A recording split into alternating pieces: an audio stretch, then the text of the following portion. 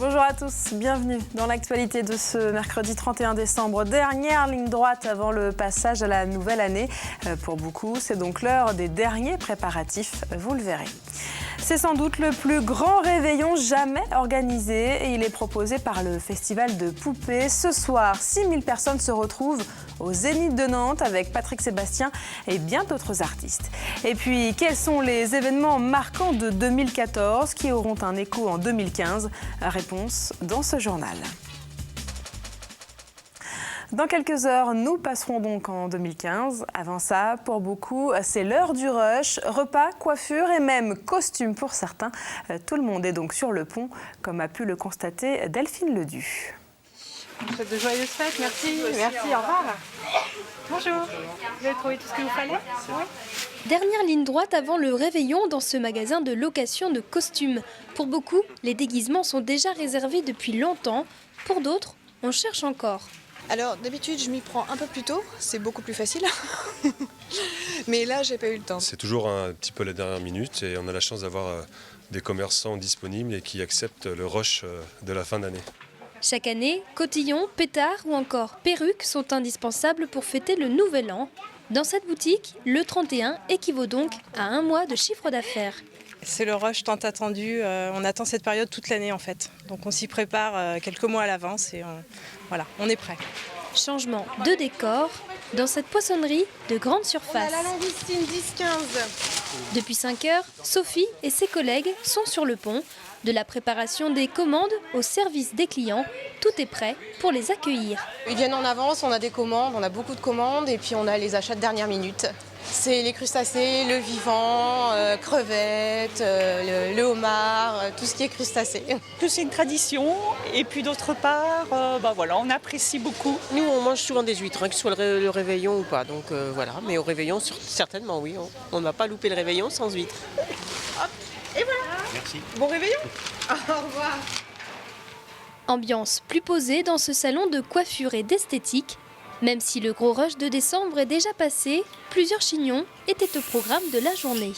Chignons, les coiffures, c'est plus pour le réveillon, pour le 31. Après, pour l'ensemble, c'est vraiment les couleurs, les mèches, les coupes et les brochings.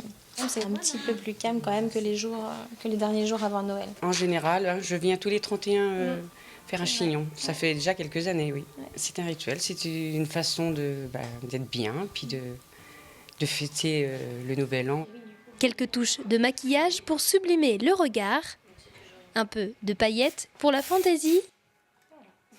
Histoire de démarrer cette nouvelle année en beauté. Et pour que la fête ne soit pas gâchée, soyez vigilants sur le chemin du retour. Ne prenez pas le volant si vous avez trop bu. À quelques heures du réveillon ce mercredi matin, l'association Victimes et Citoyens a d'ailleurs distribué quelques 600 éthylotests gratuits dans une grande surface de Lonne-sur-Mer. L'occasion pour cette association de sensibiliser les conducteurs au danger de l'alcool au volant. Ce soir, on va prendre la route, donc au cas où, je préfère prendre un éthylotest et puis la sécurité avant tout, on va dire. C'est par mesure de précaution pour moi ou peut-être mes passagers, ça, faut voir, par sécurité. J'en ai d'ailleurs dans la voiture déjà. Par mesure de précaution, mais bon, en principe, on reste couché sur place quand même. Voilà, mais c'est quand même très bien d'avoir ça quand même dans la voiture, auquel cas. Pendant ces fêtes de fin d'année, c'est monsieur tout le monde qui va reprendre le volant. Après avoir bu un petit peu, on ne se rend pas compte, on est dans l'euphorie de la fête avec des amis ou la famille. Et là, d'un seul coup, on va reprendre le volant naturellement, sans se poser la question réellement de est-ce qu'on a trop bu, est-ce qu'on est capable de conduire. Et rappelons que la Vendée enregistre un triste record. Depuis le début de l'année, 54 personnes ont perdu la vie sur les routes du département. C'est 22 de plus que l'an passé. Soyez donc vigilants, notamment sur le chemin du retour de ce réveillon qui s'annonce déjà comme l'un des plus grands jamais organisés. Ce soir, près de 6000 personnes et 200 artistes se retrouvent au Zénith de Nantes pour une Saint-Sylvestre avec Patrick Sébastien. Un tel rendez-vous ne pouvait être organisé que par des Vendéens. C'est en effet le festival de Poupées qui est derrière cette fête géante. À quelques heures du lancement, ce matin, Paul Burgot s'est rendu sur place.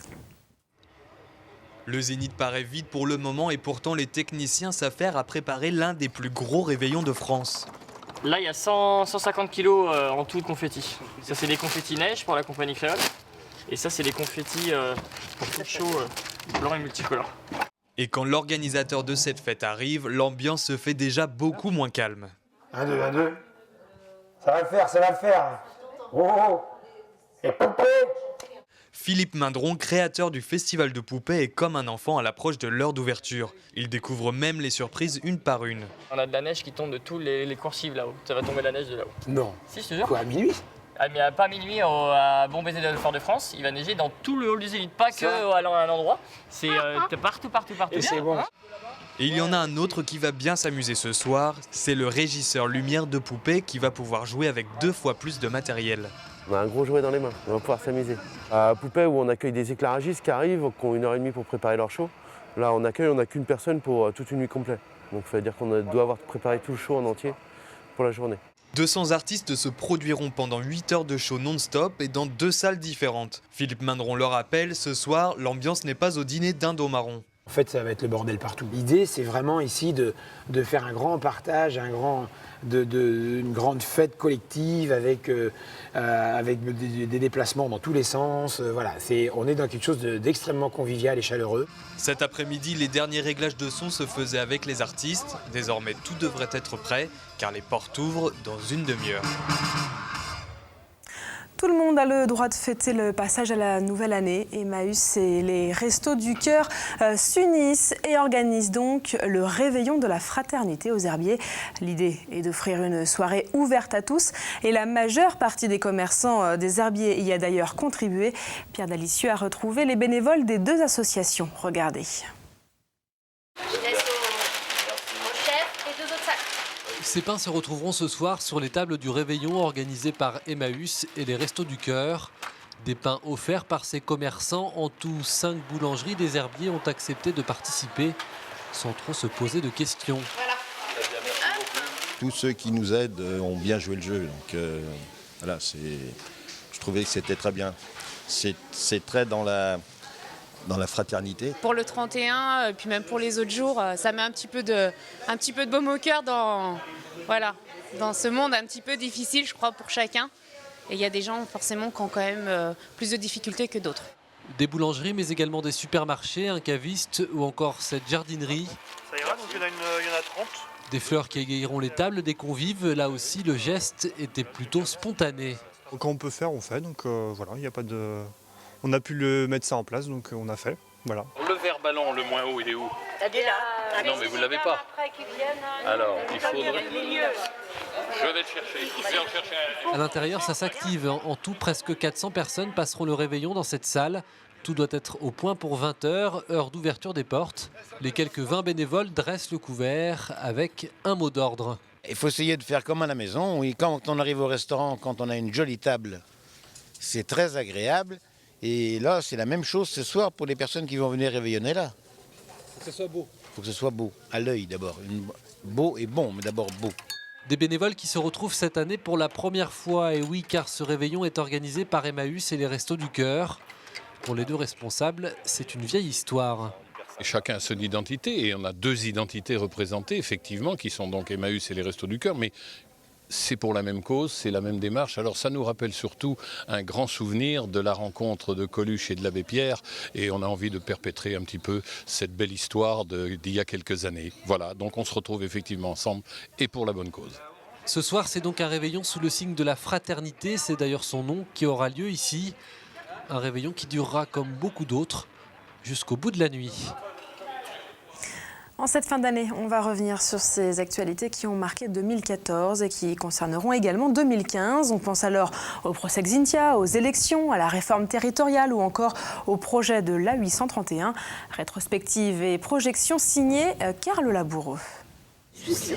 L'émotion des familles de victimes et des sinistrés, l'incompréhension du principal accusé. Je pense que je suis le lampiste, le bouc émissaire de la situation. Le procès Xynthia restera l'un des faits marquants de cette année 2014. 5 semaines d'audience, 4 ans et demi après le drame qui a fait 29 morts, des dizaines de témoignages et au final un délibéré qui restera lui aussi historique. Ce procès aura mis en évidence, selon le tribunal, les responsabilités de René Maratier, maire de la Faute Bouches-sur-Mer au moment des faits, de Françoise Babin, ex-adjointe à l'urbanisme, et de son fils Philippe Babin.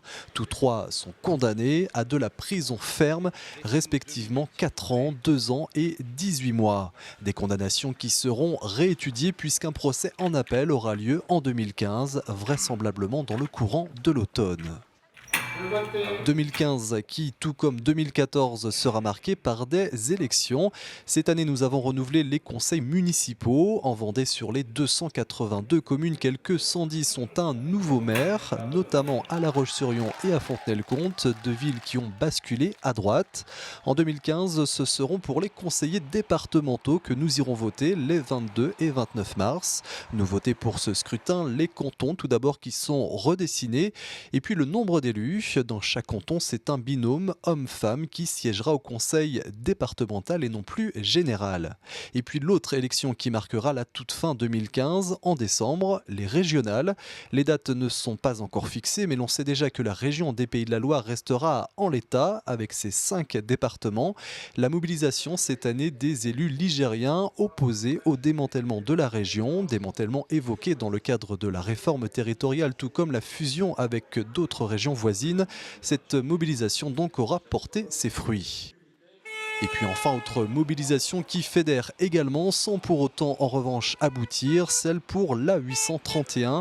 En 2014, plusieurs manifestations ont été organisées. L'année 2015, quant à elle, sera décisive, puisque c'est en juillet que prendra fin la déclaration d'utilité publique. Si celle-ci arrive à échéance et si elle n'est pas reconduite, les 64 km d'autoroute devant relier Fontenay-le-Comte à Rochefort ne se feront sans doute jamais. C'est l'une des meilleures ventes littéraires de cette fin d'année. Le roman de Jeanne d'Arc de Philippe de Villiers est sorti cet automne. L'auteur retrace la vie de cette jeune femme, de son enfance au bûcher. Et à l'occasion de la sortie de son livre, Philippe de Villiers est l'invité de l'émission Portrait d'artiste sur TV Vendée. On regarde un extrait où l'auteur nous parle de son héroïne aussi fragile que déterminée. Je voyais Jeanne comme tout le monde.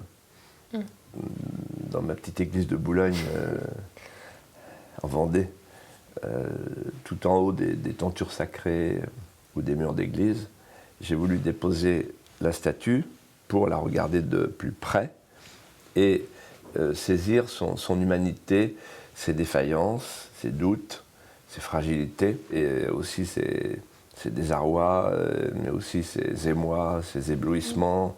Et donc la livrer telle qu'elle était réellement, Jeanne d'Arc, irradie ceux qui l'approchent. Et notez que l'émission Portrait d'artiste avec Philippe de Villiers sera diffusée sur notre chaîne à partir de demain à 18h. Et l'auteur de l'ouvrage fera également une conférence sur Jeanne d'Arc ouverte au public le vendredi 9 janvier à l'Orangerie du Parc du Puy-du-Fou.